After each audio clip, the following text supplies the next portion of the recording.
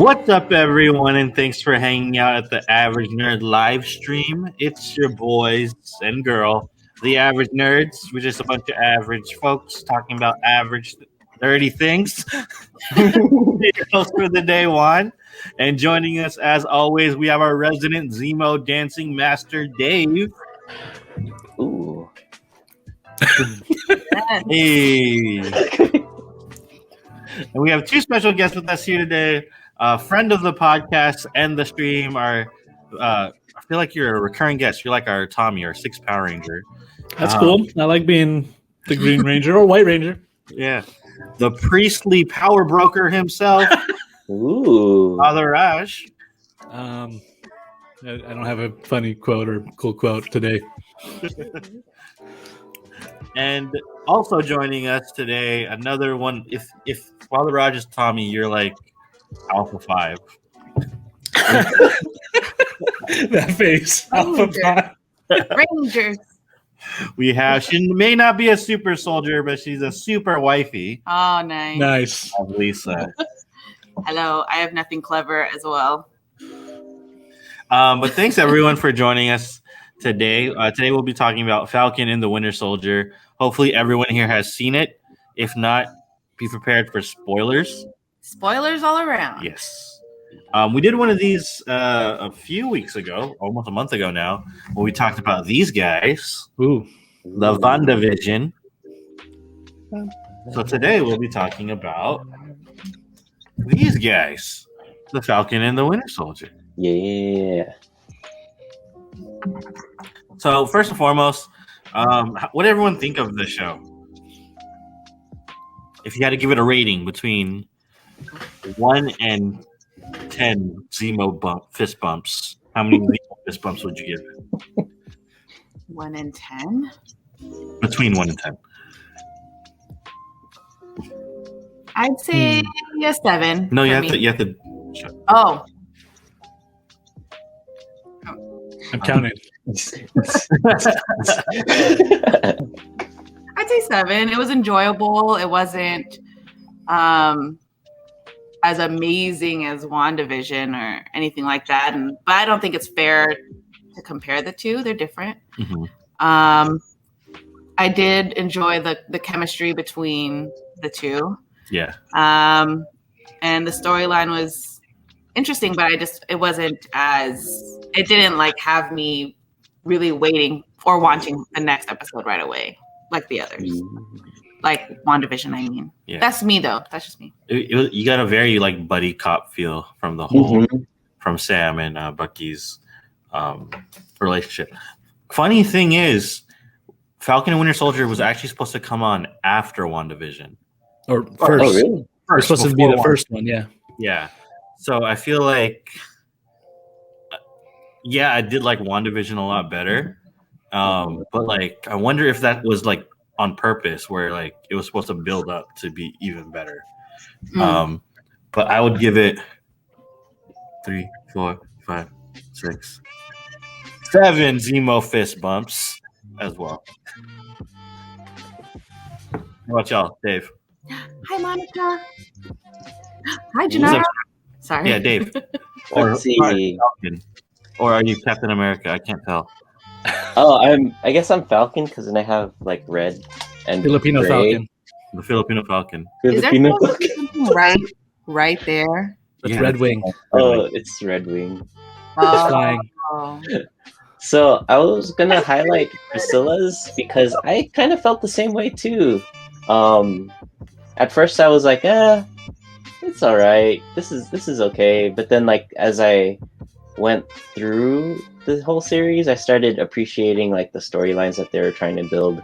And yeah, I would say by that last episode with the speech, yeah, chills and tears maybe.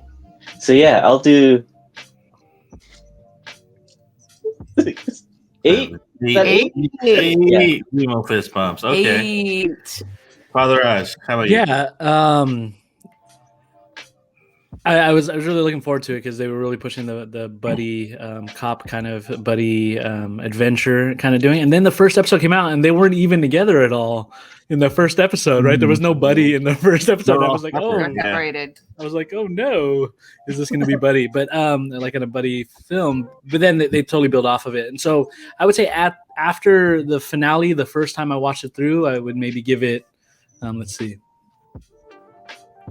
3, 4, 5, 6, 7. 7. Did I count right? 7. Yeah. All right, so 7, and then I watched it again, and there was so much more that I appreciated. So I'm gonna give it like, I'll give it one more full bump. So 8. Nice. Like Nice. I appreciated so much of the dialogue more the second time because there was and then some things resonated more. The one thing that didn't stick out like a lot in the very first watch of it was kind of this notion of freedom with Bucky, like what he does with his freedom. And when I watched it the second time, I was like, oh, like that it resonated more. So there was a lot that I liked in the second watch through. But yeah, 7, 8. It was enjoyable. I'd watch it again. Nice. Yeah. I would watch it again, but Baby. I've seen it 3 times. Oh my gosh. And like Father Raj mentioned, that's one thing that I enjoyed about Bucky too, is that the whole thing about freedom, because Dr. Rayner was also, we get Bucky told that he's free twice in the show, actually. Yeah. Once by Dr. Rayner, and then he's like, but then what am I gonna do with it, kind of thing. Yeah. And then another time by Ayo in the flashback, where he's like crying because he's free from his spell. But then also kind of from Sam, where he's like, stop looking for people to tell you what to do. Yeah. You give him that advice towards the end. Yeah. So that's what I appreciated about Bucky's arc. Yeah. I will. I think Elizabeth, she put in like it felt a little rushed. I did feel that like at the last episode felt super rushed, and then there are a couple like moments in the span of the show that I was like, oh, that's just not the quality Marvel storytelling. Like there's some couple acting things, and then a couple like things where it wasn't as tight or as clean as other Marvel stuff has been. So I don't know if that was rewrites and reshoots because of the pandemic. And we know, I guess, I don't know if most people I think have heard that they had an original script that had to do with the pandemic, and then they totally scrapped that script, which, but you can still see some hints of that throughout the show, like with signs and vaccines and other things. Yeah. But so I did feel there was parts that were rushed. So yeah, I was actually going to mention that like there is. You could tell that they definitely edited out a huge part of the storyline due to the pandemic. And we'll talk more a little bit about that later when we talk about like interesting fan theories and stuff. But definitely did feel rushed towards the end because the beginning, all the stuff they shot towards the beginning was like pretty good. Like, especially when you got to the World is Watching You episode where U.S. Agent John Walker just goes mental. Ooh. Spoiler alert. That's spoiler. Yeah. Speaking of, what are some of you guys' favorite episodes from the show? Yeah, I was thinking about this when that episode actually, when I rewatched it, The World is Watching, that is one of my favorite episodes because it starts with that scene that Dave just mentioned, and the acting is so great there with Io, and Winter Soldier, Sebastian Stan. The acting there was great, and then even the Wyatt Russell's acting at the end was great. The more I watched it, although it has I mentioned like things that were Russian and stuff. That episode has the thing that annoys me the most because at the scene when he's doing the thing,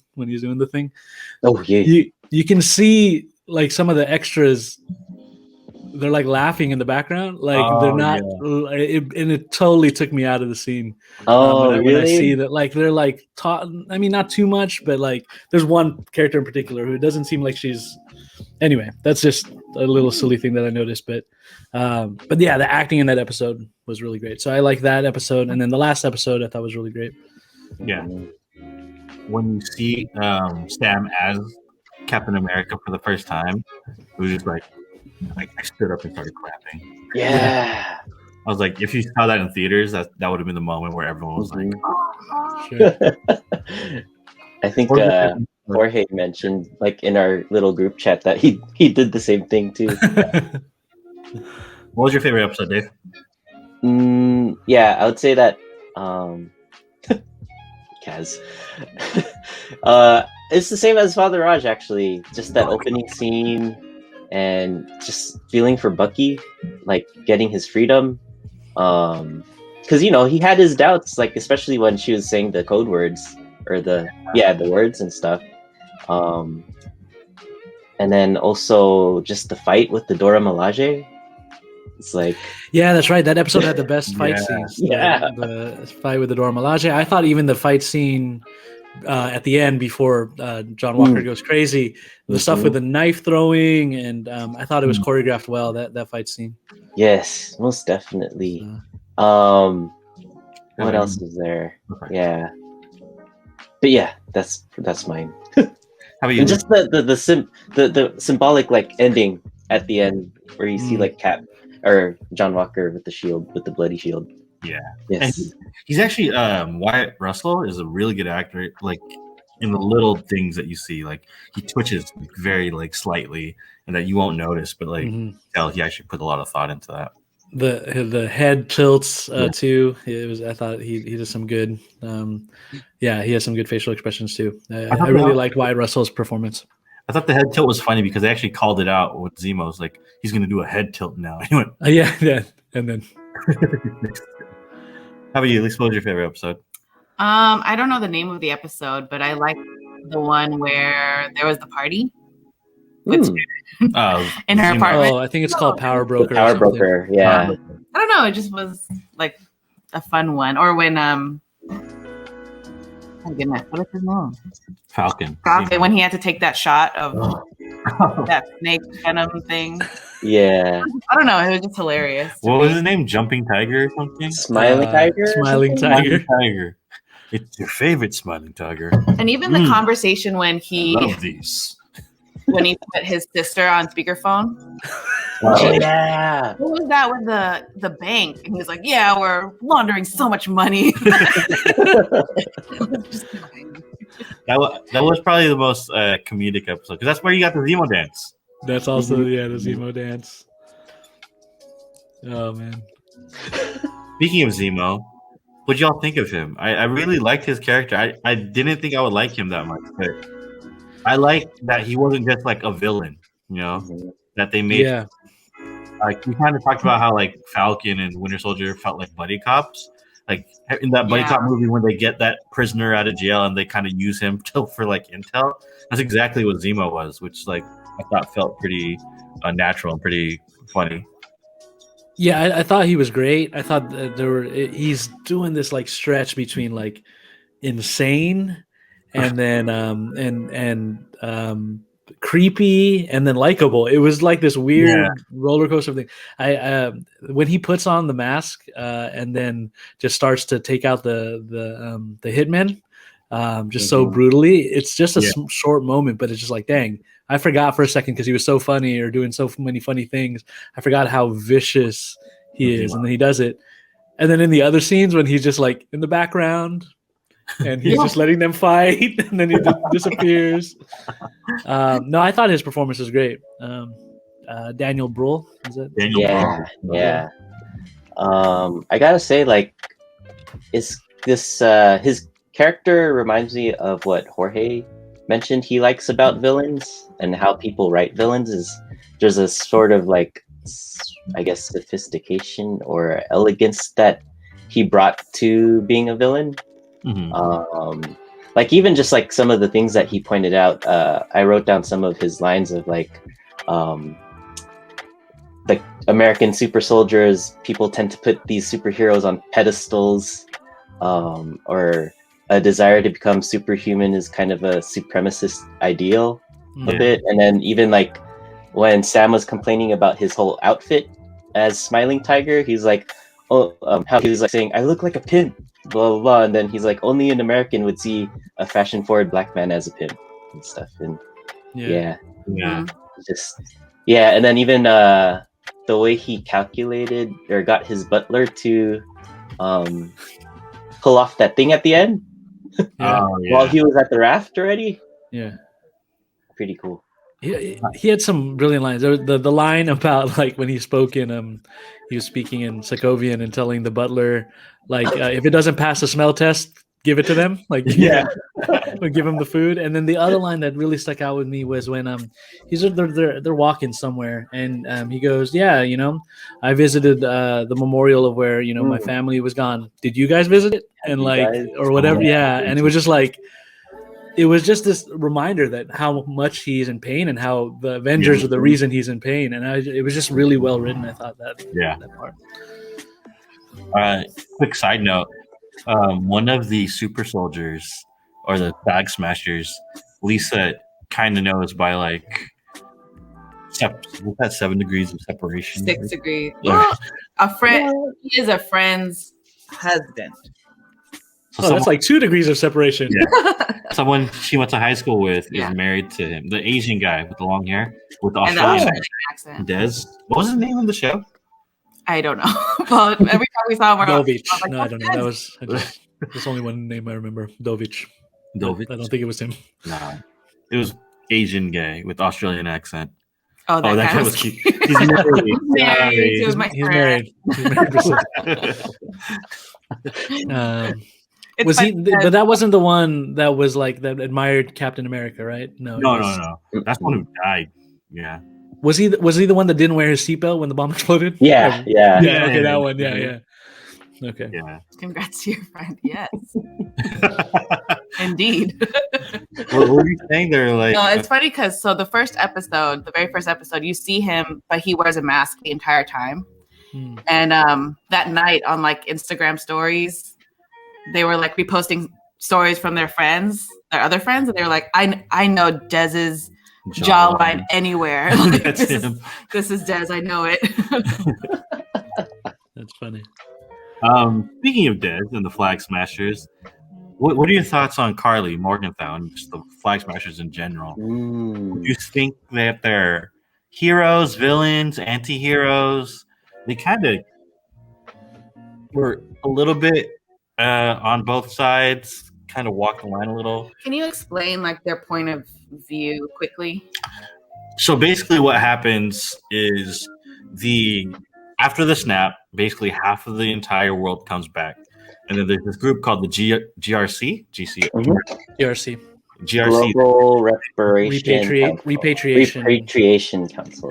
Council, yeah.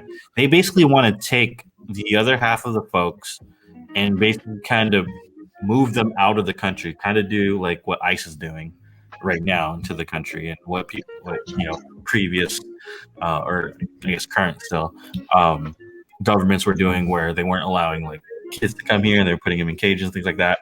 That's kind of Marvel's take on it with the GRC, basically taking the half that was here during the snap, putting them basically back into their own countries. And then Carly Morgenthau and the rest of the Flag Smashers were basically like, it was better when the snap happened, when there was less people and, we were able to live, people were communion. Now that everyone's back, things are going back to normal where, all these laws are in place. They're putting us back out there. Yeah, but basically when the first snap happened, the blip or whatever they want, or the snap. The decimation. When that first happened, like all the countries didn't care anymore because there were so less people. So they talk about it in a time when countries used to keep people out with barbed wire. They were now welcoming free movement, and it was like the whole world was together. One thing I noticed the second watch through was it's not just a red hand; it's a red hand with a globe. The globe in the center. And it's this notion that they say it like one world, one people. And so their whole thing was like there weren't any rules, or we were all kind of more connected and united. And then when they came, when everybody came back, like people who were in power or wanted to get power again, and impose things on people. So I get why they were doing some of what they're doing, because for 5 years they were living, it was their land and their community, and then they weren't getting the resource. And then now that everybody's come back. They feel like the resources, and everyone get like that one teacher is like, yeah, we haven't got any resources, and they were when they went to that one camp, they were like, you have supplies here for 6 months, and people are hungry. So it was so. But yeah, they I think her acting was great. What is her name? I'm not gonna remember, but Carly's acting was great. She was in Star Wars also, right? She was in Solo. Oh, yeah. A similar role. So yeah, like this renegade group. I like her accent. Yeah. That's Yeah, but she was I mean, even with her own friends, I think she was a little too cocky. Too cocky. I wish she would have had kind of more of a redemption at the end. Yeah. But then she just got shot. For some reason, like when I think about her character, I think of Spider-Man in a way too, because she had great power, but then she didn't really have that like Uncle Ben to kind of lead her in the right direction almost. I mean, she did, right? She had that one what is her name? They had the Doña Mama Donya. Mama Donya, yeah, and Sam even says she wouldn't want you to do this, and points, but so I don't know, but you're right. Like she didn't have that responsibility part of it. She had the great power. Part of me. So let's get into a little bit about the fan theories, because I feel like a lot of the stuff we're talking about might kind of touch on it. So one of the biggest fan theories out there is that there was a cut storyline. And then the fact that Mama Donya is a pretty well-known actress. I forgot her name. Not to me, but to other people. But she had 0 lines, and then they just showed her dead as a dead body when they could have just gotten to do that. Shows that she probably had different lines, like a whole different arc beforehand that they had to cut. So the reasoning is they said that it might have had something to do with COVID, where there was like a vaccine, or not a vaccine, like a plague or a virus that was going around that was killing people. And then Marvel was like, oh, this is too close to COVID, so we got to scrap it and kind of get rid of it. That's kind of why they were stealing vaccines in the beginning, and how she died. And if you look at like the ADR that they add, like they say, oh, she had tuberculosis, you could definitely tell. But they kind of just added that in there. So what do y'all think about those fan theories about like the missing storyline and how it affected the entire show?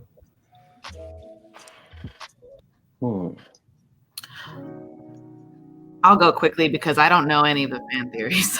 Actually, I'm in your same case, Lisa. Yeah, I don't know any. So I don't know. And I only really watched it once, so it wasn't like I noticed anything missing or like some holes in the plot. I'm sure if I watched it a second time, I would see some holes, but I don't know. My understanding, listening to some of the producers and Malcolm Spellman, the writer, on some other podcast interviews, my understanding is that it not only had an effect on some of the storyline, it also had an effect on production, right? Because they had to make this change in the middle of the pandemic. It also means that they had to work around, like, okay, how are we going to reshoot some of these things? Are we going to reshoot it with some, are we going to dub stuff? Are we going to reshoot it with solo people? I think even like Emily Van Camp's character, like they wanted to they reshot some stuff, but she was shooting something else, so it made it really difficult to some of the scenes where it's just by herself. I think there was a question about like that end scene. Why did they shoot that in the with John Walker and Contessa Val, why they shot that in that room, like with the government, at the Capitol building. There's all these things like, why are they shooting like this? So there's all these kind of funky stuff. So I think it made it difficult. I think it was a good call probably to pivot away from a pandemic storyline. Yeah. I mean, and then even though there were a couple of holes, I still liked the kind of storyline of, it still makes sense, even if the major difficulty isn't a pandemic, just the fact that they aren't getting resources, major difficulty. Yeah, for sure. You talked about Val or Contessa Val, Yeah. whatever her name is. So that was apparently the big a cameo that Malcolm Spellman was talking about was Julia Louis-Dreyfus. And her coming in, and then it's kind of like she's like the Nick Fury to what people are thinking are going to be either the Thunderbolts or the Dark Avengers. That she's kind of recruiting her own team of people, like kind of anti-heroes. So far she's recruited U.S. Agent, aka John Walker. There was also some fan theories that Elena Belanova, who is basically in Black Widow, she's the blonde hair, was supposed to be in Falcon and Winter Soldier. They even shot everything, but they cut the scenes because Black Widow hasn't come out yet, basically. But they're saying that she might have been one of the recruits as well. So basically, yeah, Dark Avengers or Thunderbolts, which are basically like a group of anti-heroes. Zemo is probably going to be part of it too. Yeah, because Zemo was involved with the Thunderbolts. I mean, he's been a team captain and other things. So yeah, Zemo being involved makes sense.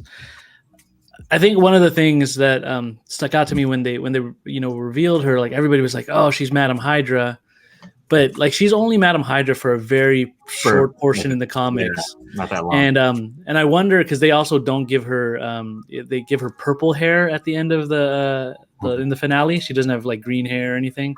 I wonder if that was them trying to say like, no, she's not Madam Hydra. One of the interesting things from the comics is that she actually is like a triple agent. Like she joined S.H.I.E.L.D., then pretended, and then like everybody thought she was Hydra, Madam Hydra, but she's really part of this organization called Leviathan. And that would be the Russian connection, right? Because so maybe she's really working, but she has no accent, so not an Italian accent like she has, she's. Well, neither does Scarlett Johansson. Oh, that's true. That's true. So, don't trust the accents. That's true. And we're not really sure what Elizabeth Olsen's accent is. The occasional accent. The occasional Sokovian accent. But yeah, she's going to be involved somehow. Yeah. Moving forward, we'll see. I mean, I like all the Skrull theories, or I still my theory is it's part of me hoping. I hope because I like her character so much. I hope Sharon Carter, that last one we saw, was a Skrull. That's my hope because.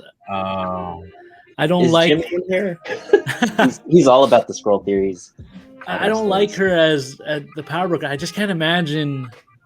She gives that Captain America speech at Peggy's funeral about do the right thing and all that, and I can't imagine Captain just ignoring her for not reaching out to her and like. So I want to say that she's been kidnapped.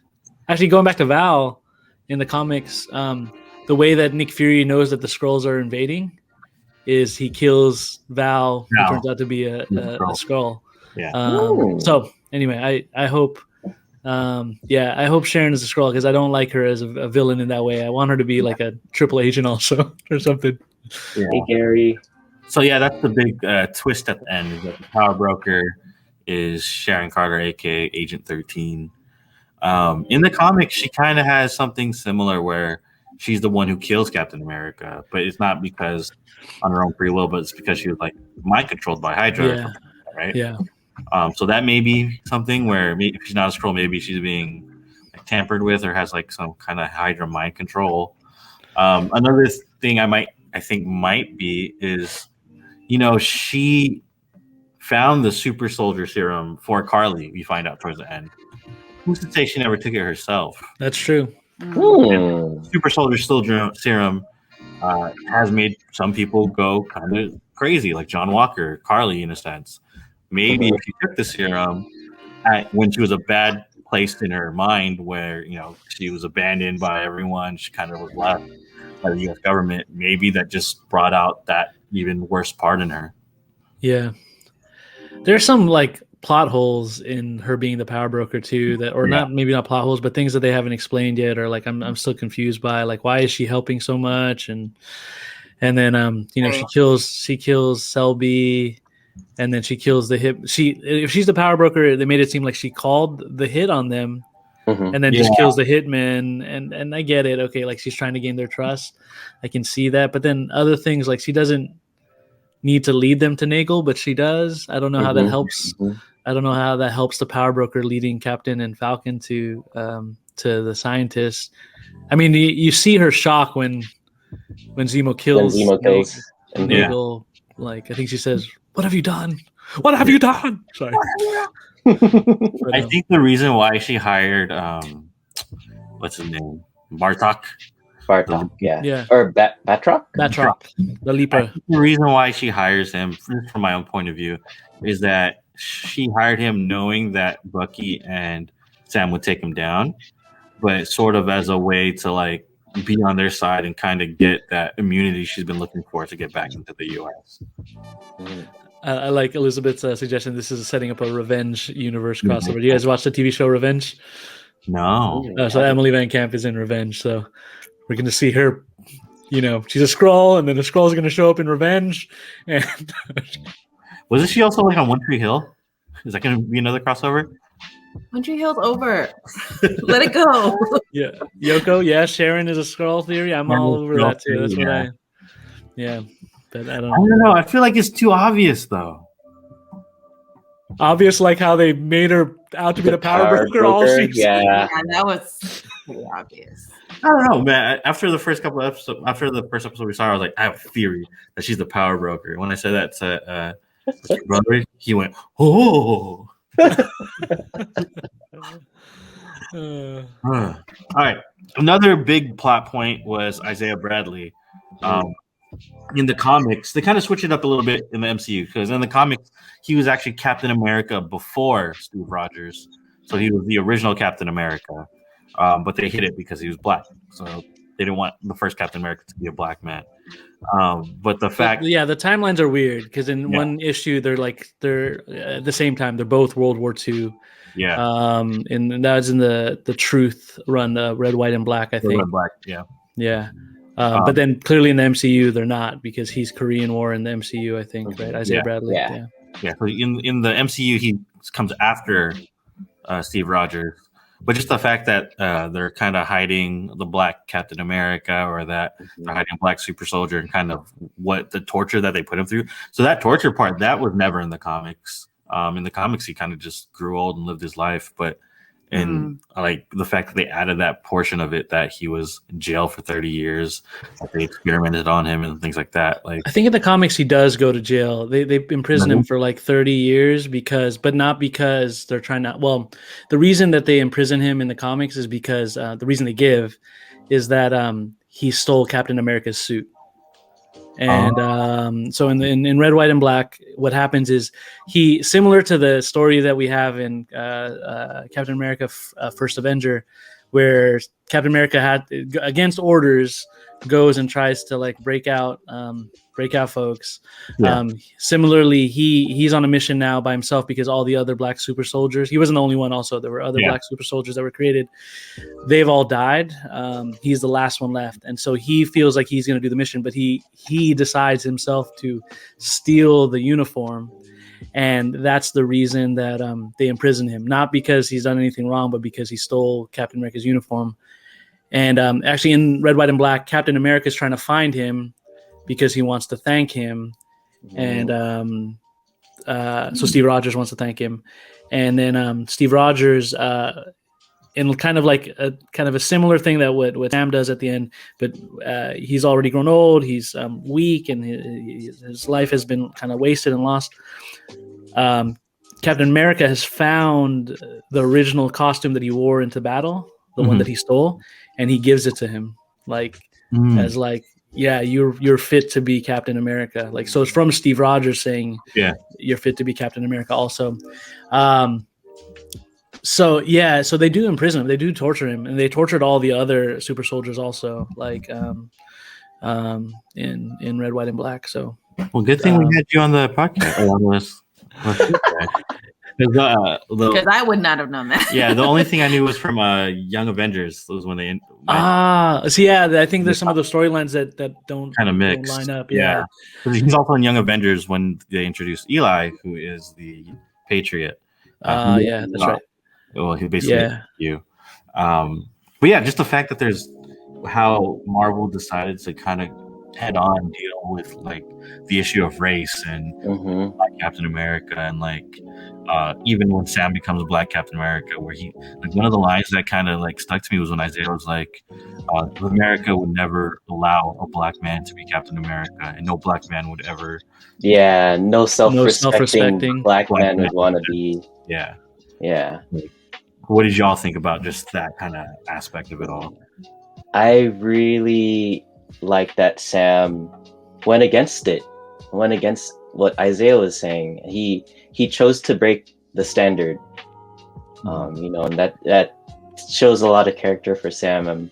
I'm glad that, yeah, I don't know. It was just a very powerful move on him, and seeing that, I think that's what made it even more impactful when you first see him in the Captain America suit, is because he broke everyone's expectations. And then just like him saying, like when he's in front of the camera, like how I know there's a lot of people that are gonna hate, or like, you know, like they're judging me right now as you guys are watching this, all that stuff. Yeah, it's just, I like that he broke that standard, is because I think that's something that needs to happen more these days, breaking standards. He wasn't just very like rah about it all. Yeah, Elizabeth says, it was inspired by real events in the U.S. testing on black soldiers. Yeah, Tuskegee. Yeah, the Tuskegee. They actually touched on it a little bit too, where they talked about Tuskegee in the show as well. Yeah. Yeah, I think that entire arc was incredibly deep, especially, you know, considering things that are going on right now. And I know Dave was just talking about Sam and how he, my goodness, I can't speak today. Sorry. How he didn't listen to anybody, right? And just went for it and became Captain America. But I also want to note that for Isaiah, it's so understandable his viewpoint, because he's been through so much crap. And I think as a nation, sometimes we need to recognize when people are just tired, right? Yeah. They're just tired, and they have their point of view, because all their life and generations before them, they were shown one thing, and it was to be rejected. And so why would they ever believe and have faith in something else? And so just to be more understanding of that. And I don't know, it was just super moving. Yeah, I was going to say the same thing, Lisa, that as much as it was great to see Sam, you know, make his own choice, right, make his own decision, I think that there is an importance that Sam heard what Isaiah said, right? I also want to say, is it Carl Lumley? He's a phenomenal actor. I think all of his scenes in this were great. But all of that, like for him to honestly say what he feels, I never felt like he was, you know, speaking beyond what he really experienced. No, that was true. Like definitely someone, but to see Sam then go back home, talk to his family, see his see his nephews playing with the shield. Oh yeah. And then like recognize that, okay, I think his sister says, are you going to let Isaiah make your decision for you? Yeah. Which I think is important to say, like, okay, folks have different opinions, folks have their own feelings, their own experiences, but ultimately we've got to make a decision about, okay, what is the right thing to do in this situation? For now.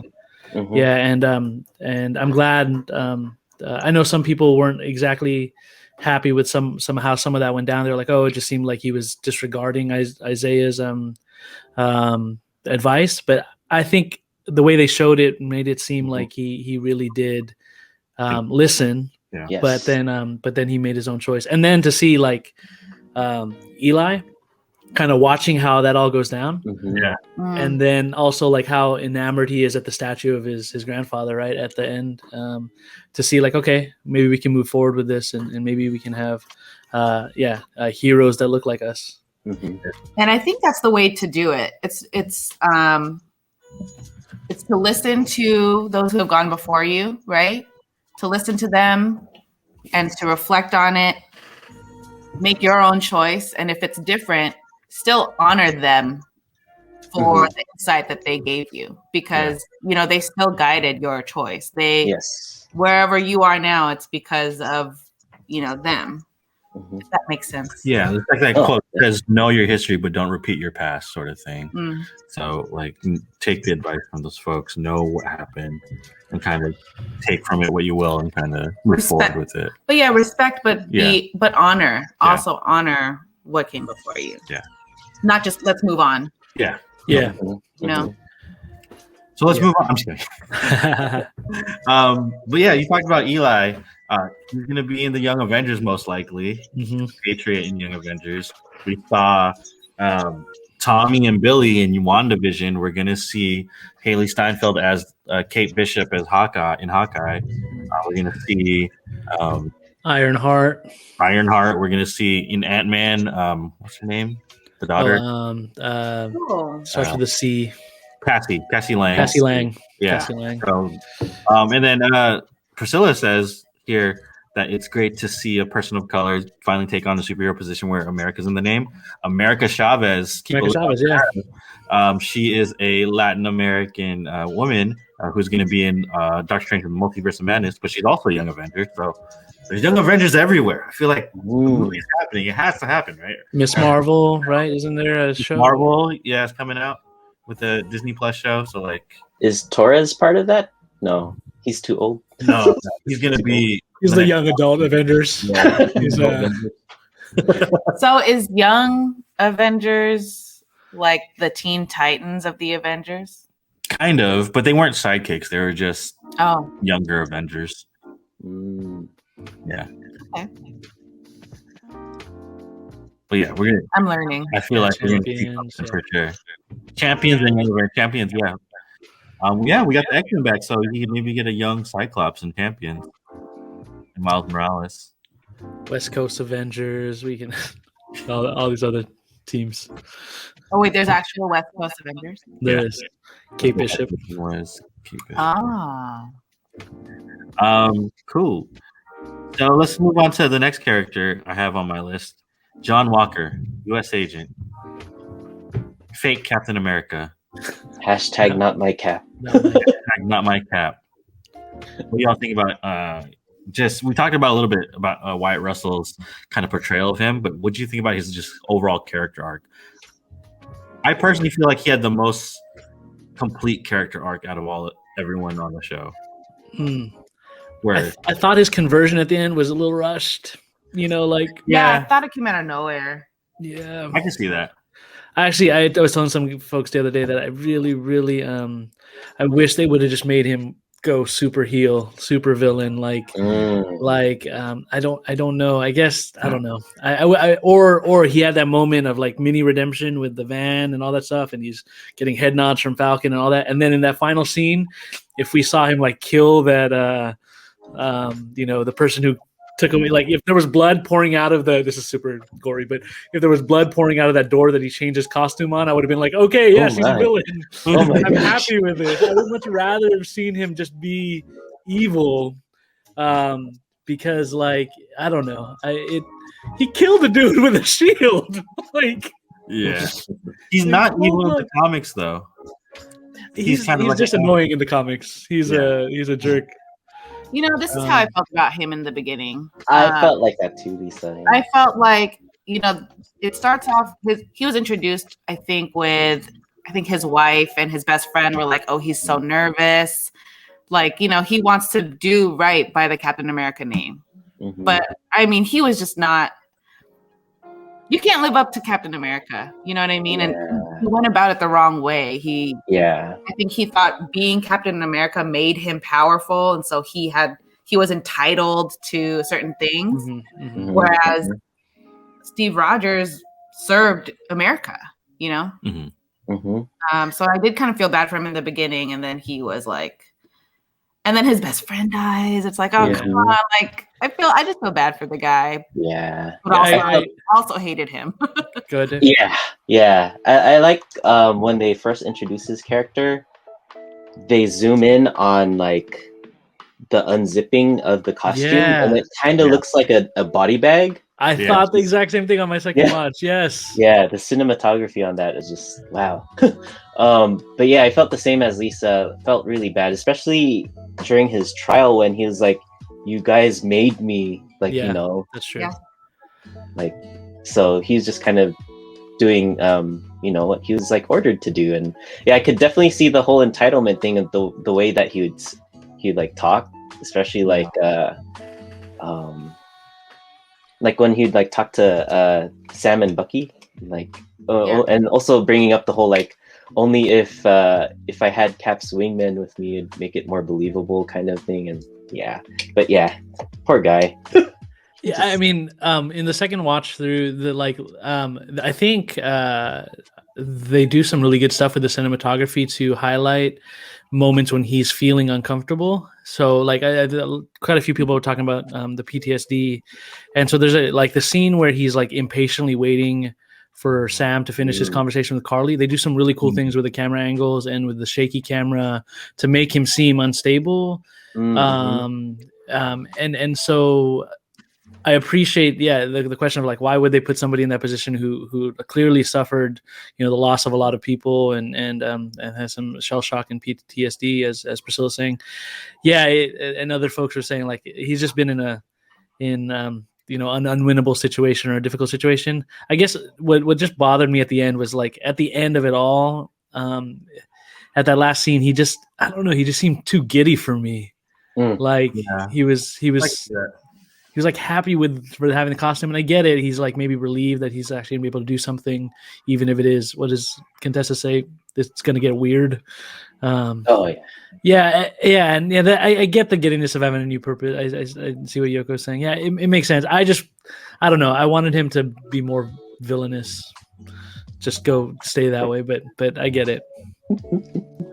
Yeah, Yoko made a point where she said that after talking to Lamar's family and seeing his Medal of Honor, they kind of snapped him back, and the serum was definitely messing with his brain. I could see that. Yeah, totally. Where the serum was just caught, especially with someone who has kind of like that PTSD and kind of that trauma already, that they can kind of go crazy like that.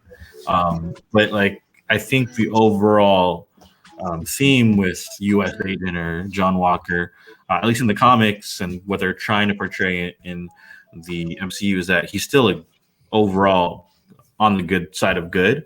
He's just had to deal with so much shit. In the comics, it's actually his parents that are killed, not Lamar. Is he Batman? That makes him go crazy, Contessa's also Batman. Val, she's Batman. Her parents are killed. Also, spoiler alert.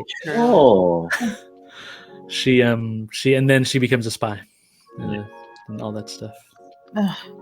Yeah, I feel like he definitely was the most interesting character out of the entire series, and acted phenomenally. I think he did good. The only thing that got me is, have you seen all the memes of like when he wears the mask, he looks like Carl from Up? I've seen that. I haven't seen that. I was like, I can't see it now when I see him with the mask. I'm like, oh, it's Carl. I should look at that. Anyways, so moving on. I think that's all the characters. Oh, Sam, Falcon, Captain America. We didn't touch on him. How did you feel about just Sam's overall Or arc? Winter Soldier. Oh yeah, we didn't talk about Bucky. Yeah. The main character. Let's talk about Sam first, and we'll go into Bucky. Dave, you're dressed as him. How did you feel about his arc and him becoming Captain America and him just not wanting to be Captain America right from the get-go and kind of turning down the shield in the beginning? Yeah, turning down the shield. I mean, like I think in the first episode and in the last episode, like we mentioned, like Sam did what he thought was right, and I think that's important. Like at the beginning of the journey, he chose to give up the shield because he thought it was right, and then like things kind of played out to get him where he is now as Captain America. So I think at that moment where he picks up the shield again, that's just how things are meant to be. And I think, following his gut really helped him in this whole series. So I did kind of wish, because in the beginning, the government's like, oh, you did the right thing by giving us the shield, so they can give it to like basically a white blonde haired guy. I do kind of wish when he became Captain America, you would have seen a little bit more resistance from the government, just to kind of see like him go through a little bit more struggle, because he kind of just put the suit on and they're like, okay, Captain America now. I think I heard one of the newscasters ask a question, something about, is the government asking you or something to be Captain America, or is this like a government thing? I forget what the exact question was, but you hear it like in the background when, like, you know, when they ask him, it's like, are you Captain Falcon or something? Yeah. To Liz's point, and I also like this too. This is actually a callback to a Winter Soldier, where Sam is a mediator, because that was his job in the army, was to be a mediator and to kind of talk people down and talk people out of stress. So the fact that they called back to that and didn't just kind of throw it out was really cool. I thought kind of that was character. really good. Yeah, especially since he approached Carly in a way, because he saw that her situation was almost like Sarah, his sister. Yeah. And they're both like struggling, both kind of displaced. And so yeah, it was kind of nice to see that he was trying to lead her in the right direction. Yeah. I think it's an overall like learning lesson from him is maybe we should try to not react right away and try to understand the other person first, try to talk it out first. I think a lot of what's going on today, it's very easy to just read something and then just get hella mad immediately without really like even digging into the article or trying to see both sides of things. So I think we could definitely learn a lot from him. And what I liked personally about his character is seeing him with his sister and seeing him with his nephew, his family, and being in his home like town, and how everyone knows him, and he was just so comfortable. I don't know, just being friendly with everybody. Yeah, I love that part. Speaking about his nephews, I thought it was a little ironic that they would call him Uncle Sam. Like, yeah. See what you did there. Isn't it ironic? Did they ever say it? I missed that. If they actually said the words, did they say it? Yeah. Uncle Sam. Yeah. They'd be like, "Yep, that's Uncle Sam." All right, that's right. I remember that. Oh gosh, that was good. I liked. I mean, Sam's character, his willingness to listen again. Kind of go back to the Isaiah Bradley stuff, like his willingness to listen to his sister, his willingness to listen to Torres and like work with him, even though he's a younger guy. I like that. It's a skill that we need to develop more, I think, in society, a willingness to listen to one another and just and receive one another. And Sam does that well, as much as and it's great to see him joke with Bucky and push back against Bucky. But that's the relationship they have, the brotherhood. They can even though they can make each other better. For sure. Speaking of Bucky, we haven't actually talked about him that much, but I feel like he had a very interesting character arc as well, where you see kind of just like that notebook he was going through, kind of dealing with his past sins as a Winter Soldier, even though he had no control over what was happening, but kind of having to deal with it, kind of having gone through all those different steps with, saying, "Hi, my name is James Barnes. I'm no longer the Winter Soldier," or whatever, and like saying that little spiel. What do you guys think of just Bucky or Winter Soldier and his overall arc?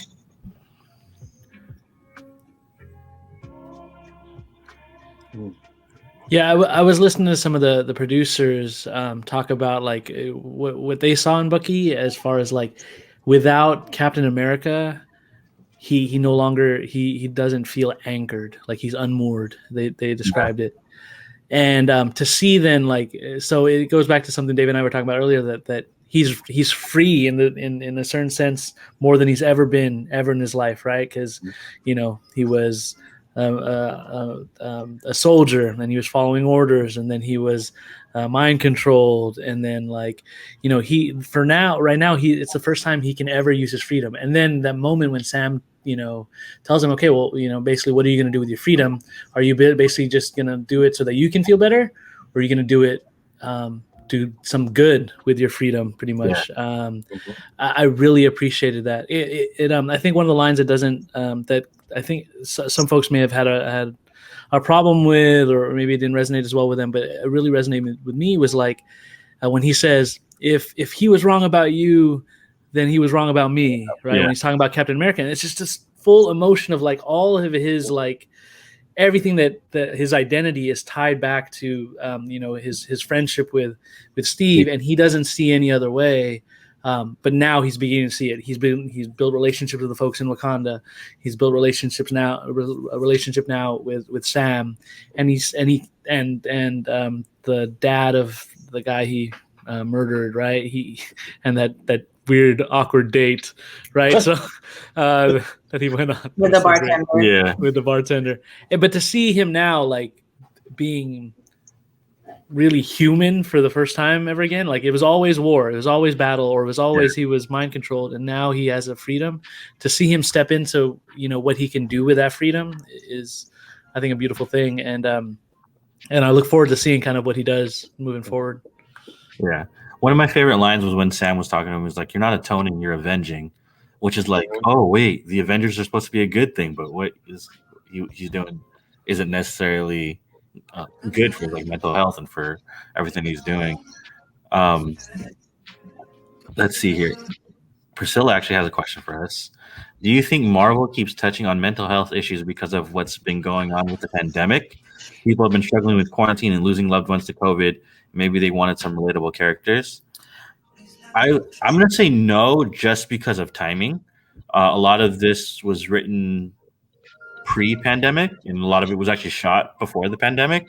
I think the coincidence is good, where like you are seeing folks dealing with mental health issues, you are seeing folks dealing with grief, trauma, and all that.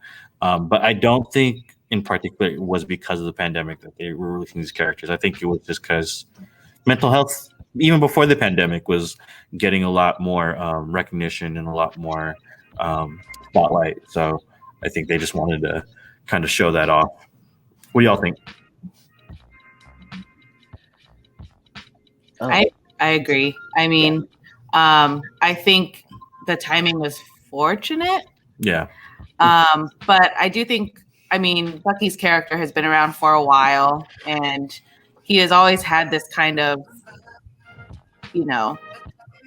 mental health issues even back then. And I think Marvel has a good pulse on what's happening in IRL, in real life. And to your point, I think mental health issues and taking care of your mental health has become much more, much less taboo to talk about. And I think Marvel, they're being advocates for mental health here, and they want to be on the forefront of, we want to have characters that are relatable, that everyone can kind of look to and see, hey, we're all struggling. Yeah, that's my opinion. Yeah. I guess speaking on that too, and the cinematography, I don't know, I really enjoy some of the cinematography in the show. When you first start off with Bucky, like there's some very like up close and personal like views of him, just like in his session with Dr. Rayner, kind of like trying to get in his head, and then even like the background is like a foggy forest and everything. Yeah. So and contrast to that, in the last episode when he's like in the sunlight playing with like the kids, like having them hang from his arm, just like seeing him from those like dark moments in the first episode to like where he is at the end was really nice. I remember when you were watching the last episode, I made a comment. I was like, does he look better now? Like in the beginning of the series, he just looked like he kind of let himself go. He looked a little, I don't know. I noticed there was more wrinkles. Hair and makeup didn't do. I don't know. He was scruffy when he was watching that. When he was watching the video of Walker on Good Morning America. I was like, man, he doesn't look happy and yeah. And I noticed as the series went on, he just looked better. Now look at him. Look at that. So handsome. Look at that. Clean shave and everything. Gosh. Well, that's interesting, Yoko. I didn't hear that. That Spellman, the writer Malcolm Spellman, he's denying the scratched virus storyline. Huh. That's interesting. Handsome is handsome. I agree. I think I saw where he said there was a storyline that got scratched. He says it didn't have to do with COVID, but he also says Marvel told me to stop talking about it. So he might be saying that just because I Marvel's see. telling him to. NDA. Yeah, because I think the LLC that they created also was called like Pandemic something, Pandemia LLC, to create them for the movie. I think that is actually like legitimately true. So I don't know, but who knows? Who knows? Is it okay if I highlight this comment from Liz? Yeah, of course. Yeah. Series seems to touch on multiple veterans and how they deal with trauma they endured. Sam tries to help Bucky. Sam tries to help. Bucky tries to figure himself out. Walker tries to play the hero again, and Isaiah blocks everyone out. Yeah, that's for sure. Mm-hmm. I can definitely see that, especially for a series that's called or based off Captain America. You know, soldiers are definitely going to be a big part of it, and you could even say where what's the name? Lamar lost his life. You know, so that's another aspect. You know, some people just don't even make it back. Yeah, that's a great point. And I think even on a more general sense, 4 people can go through the same exact thing and come out completely different. Yeah. Yeah. For sure. And I think even just like the whole displaced theme of the TV show, like I think a lot of the characters kind of had some sort of displacement, and I think displacement was kind of a common theme with like Zemo being displaced by the Avengers because they destroyed his country. Sharon being displaced because she did some not illegal, but she tried to help the Avengers out, and then the country displaced her. And then the whole Flag Smashers, and I think it was illegal. I think she stole the shield and the wings. But yes. Yeah.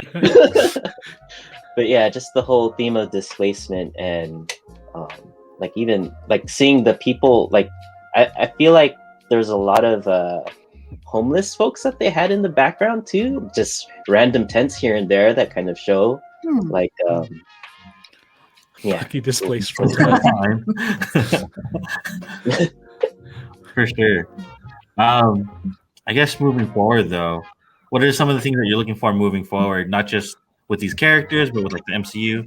So the next show that's coming out would be Loki. We talked a little bit about mental health as well, and kind of like WandaVision dealt with how you're dealing with your trauma, and this one kind of dealt with like PTSD, post-traumatic stress syndrome, trauma as well.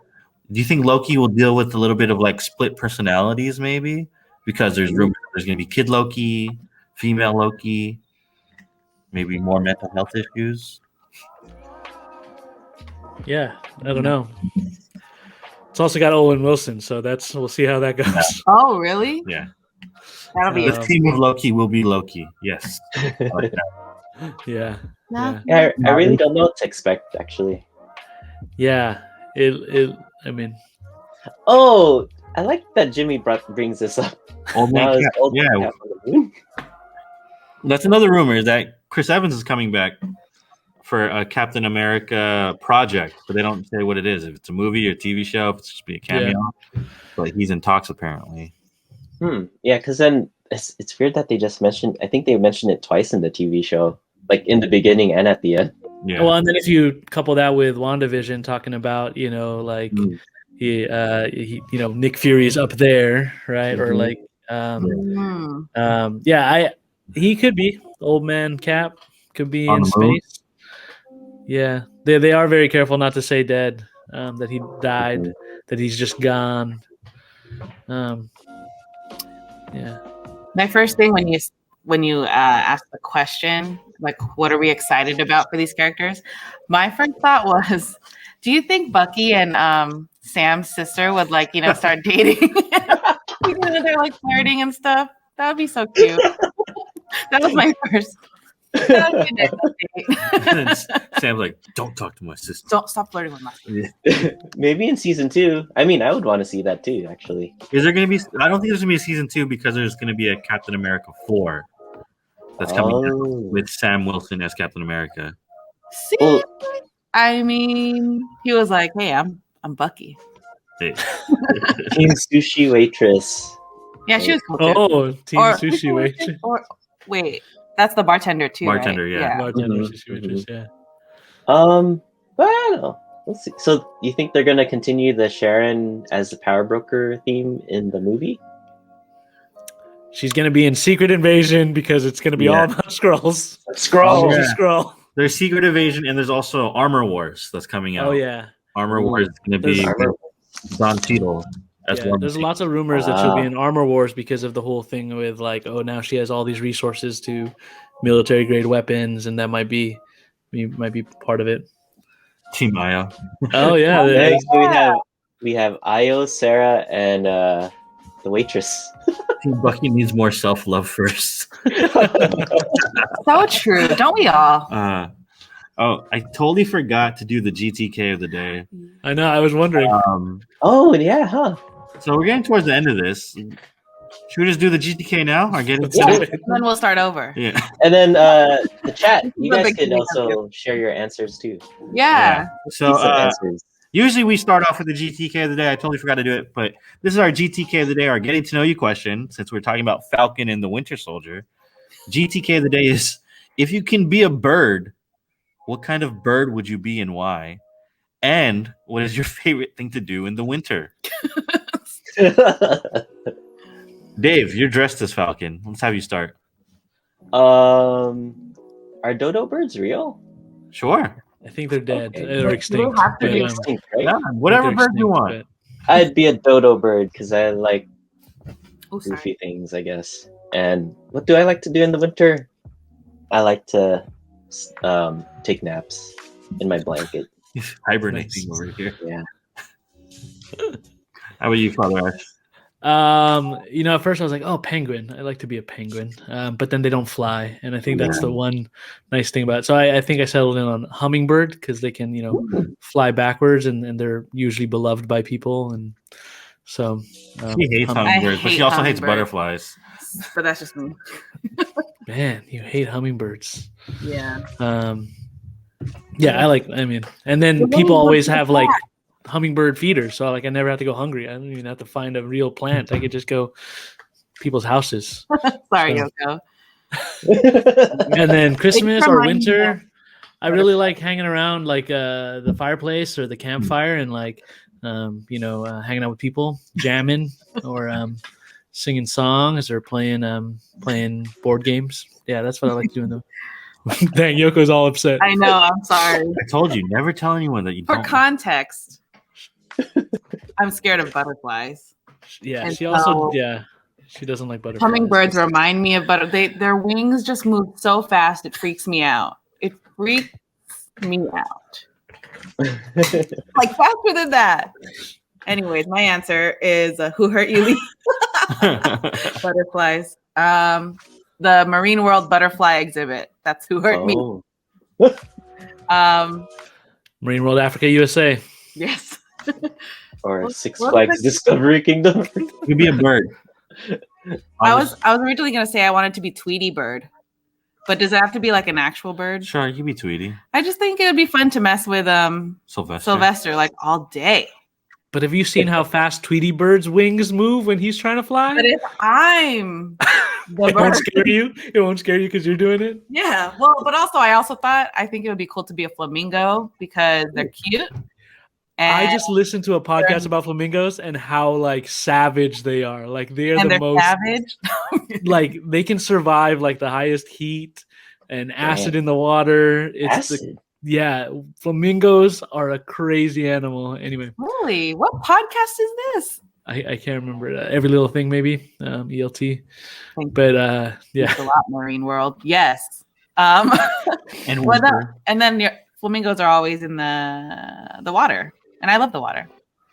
that's true. winter- Flamingos smash on shrimp all day. And I love shrimp. There you go. For winter, You're I wearing love. pink, kinda. I know this is like. Anyways, for winter, I like to eat. Period. I just, Innocent. Period T. I just feel like I eat way more when it's cold. Ooh, You know? emu. I feel like it's okay. if I could be a bird, I'm gonna keep it simple. I'm gonna be a duck. Because Quack. ducks fly Quack. together. Sure. All right. They can fly and they can swim, so you get the best of both worlds. They stay in their flock. They got friends. They got people that are looking out for them. Other ducks looking out for them. Ducks fly together. Mighty ducks, baby. Mighty ducks. They taste delicious. Also, No, ducks. Yeah, no one's tasting me. Do you like it when old ladies feed you bread? Yeah, that's the best. And that's his favorite thing to do in the winter time. No owls. I like daytime. I don't think I can be an owl. Owls are cool.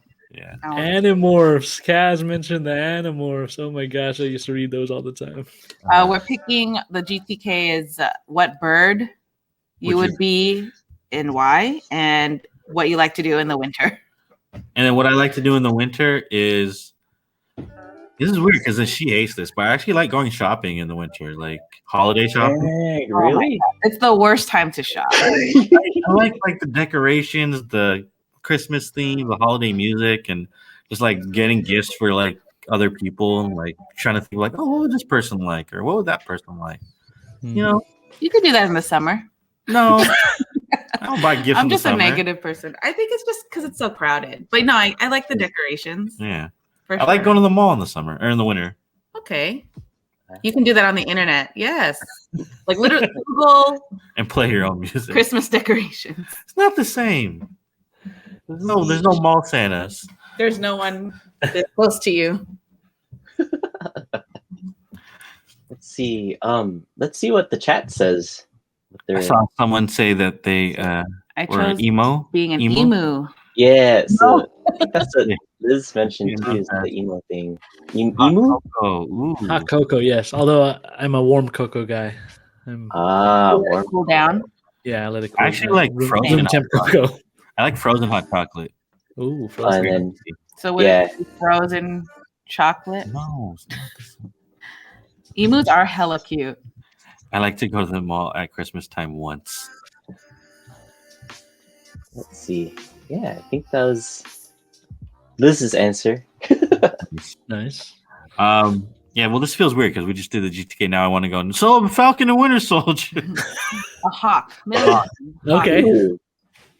Nice. Why? A hawk and why? Anyone else? What bird would you be? What bird? And what I do you like- like to do in the winter? I like Hawk from wrestling, Road Warriors. R.I.P. Ooh, To Oh, both yeah. of them now. Yeah. dang. Have you been watching the wrestling? Sorry, just super random. Have you been watching the A&E documentaries yet? I haven't seen any of them yet. Oh gosh, they did one on There's Roddy Av. Piper. There's Al. Yeah. I mean, there's Av. I called him Al. Av, what's up? Hi, Owl. Hey, Owl. Hi, Owl. I think Av's been lurking in the chat. Romulan bird of prey. Ooh, So true. interesting. Although I'm sassy year round. Ooh. Oh, sorry. All right, so going back to Falcon and Winter Soldier, just to wrap things up. Overall, I think everyone here has the same consensus that we liked it. Not as good as WandaVision, but still pretty good. Moving forward, we have Loki coming out. We have Black Widow. We have Shang-Chi coming out pretty soon. That looks just like Simu. It really does. Dude, that's Yeah, it is good. from Facial. So there's definitely some great stuff to look forward to in the MCU. One of the things that Malcolm Spellman also said in an interview was like, I'm surprised that Marvel hasn't released all the information on all the movies yet. And I was like, what? So there's going to be hella more that they already have slated. Ooh. So just keep a lookout. Well, to be fair, they've had projects that they've slated and they scrapped or modified. Ooh. And Yeah. so maybe it's better they don't get our hopes up and then Yeah. So and then true. it comes crashing down. Awesome. Well, Yeah, again, as you're right, original timeline, WandaVision was supposed to come out after. it's supposed to be Falcon, Winter Soldier, WandaVision, Loki, and then Hawkeye. Hawkeye, I'm actually looking forward to as well. I have too. I know Av's not. I know Av's not. Yeah, I was gonna say the same thing. Awesome. Well, again, thank you, Father Raj, for joining us. Yeah. if you haven't listened to it yet, I haven't listened to it yet, but I will because it just got released today. Their newest episode of Famine Fed Podcast where they talk about Kamayan. You have your cousins Mikey and JB, or does it go by John? James, John. I know we talk about that. What I'm going to call him on the podcast because it's like I don't know what to call you anyway. But yeah, John Rivera. Yeah. Anything else you want to plug? We might do a stream tomorrow where we're eating Jollibee and some stuff. I don't know. We're not sure if we're gonna be able to do it, but come on or hang out. It's the last day of Filipino Food Month, so we might eat some Jollibee and just hang out tomorrow afternoon, evening. But and check out the last 2 podcasts for Filipino Food Month. We talk about Kamayan, the latest episode just released today. It's fun times. What time are you streaming again tomorrow? We haven't decided, so we're trying to figure it out. Yeah, you can watch me eat more things, Priscilla, if you want tomorrow. Yeah. You can watch spaghetti. I think I might do it earlier. We originally were going to do it around this time, around 8 or 8:30, and then but I think I might do it earlier just to hop on. But I'll let you guys know if you guys want to come on and eat fast food too. I'm always down for Jollibee. Always. For sure. For sure. You have anything you want to plug? Nope. For the average nerds, we are celebrating 1 year. I think Av's in the chat right now. So our 1 year anniversary. Your 1 year anniversary. Congratulations. His face. Did it. Fun's face.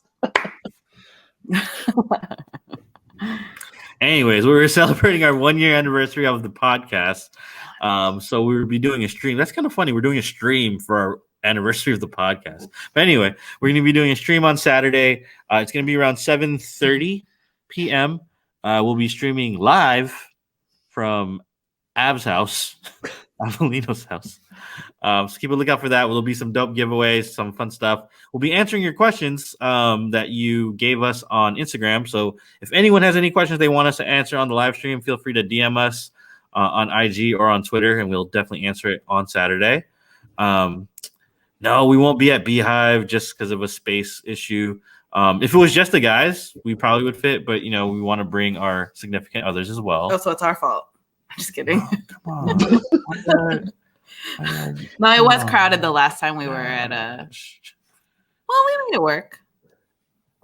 Okay, we're going to be at Av's house. Okay. I heard a rumor. I don't know if this is. I don't know if I'm allowed to ask this, but so feel free to deny. But I heard a rumor that you guys might be doing some lip sync battles. Is that true? No. Why lip sync when we can karaoke? Oh, yeah, it's karaoke battles, not lip sync battles. Okay. Well, right. There'll be some music, and then why are you saying no? You know you're gonna sing something. We'll do a choreographed dance or something. Ooh. Okay. Some K-pop choreography. But yeah, keep a lookout for that. Saturday we'll be streaming again for our 1 year anniversary. And the newest episode of the podcast should be dropping either sometime tonight or tomorrow morning. Keep a lookout for that. Well, we'll be talking about Disneyland, which is opening at the end of the week. Tomorrow. Yeah. Oh gosh. So we'll be talking about that. If anyone's going to Disneyland soon, I'm jealous. Same. But yeah, that about wraps it up. Anyone else have anything else they want to plug?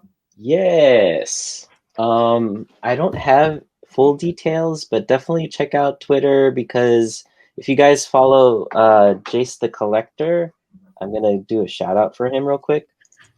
He was able to land a spot in the IGN AAPI event. There you go. So definitely go give him a follow. He's gonna be playing with a whole bunch of other folks. I mean, there's some big names on that event. So yeah, check it out for more details. Let's see. When we were in another chat, I saw Kaz mention Lauren Tsai. So I was like, wait, what? Lauren Tsai. And then I don't know, some throwback folks like Kev Jumba, I think, is part of it. And wow, I've heard Kev Jumba's name in forever. Right? And then I don't know if Wong Fu is part of it and stuff. There you go. Kasima, Wong Fu Pro. There you go. Kaz knows it. So definitely check out Jace, support him. He's part of the Nerds Unite community. Yeah. What else do we got going on? And then we will be having another AAPI Rise Up event coming in May. I think we're slated for May 22nd and 23rd. So definitely keep an eye out for that too. Sweet. Cool. Well, that's about it for us. Until next time. Oh wait, do we have anyone want to rate? Yeah. But see you, nerd. Let me see.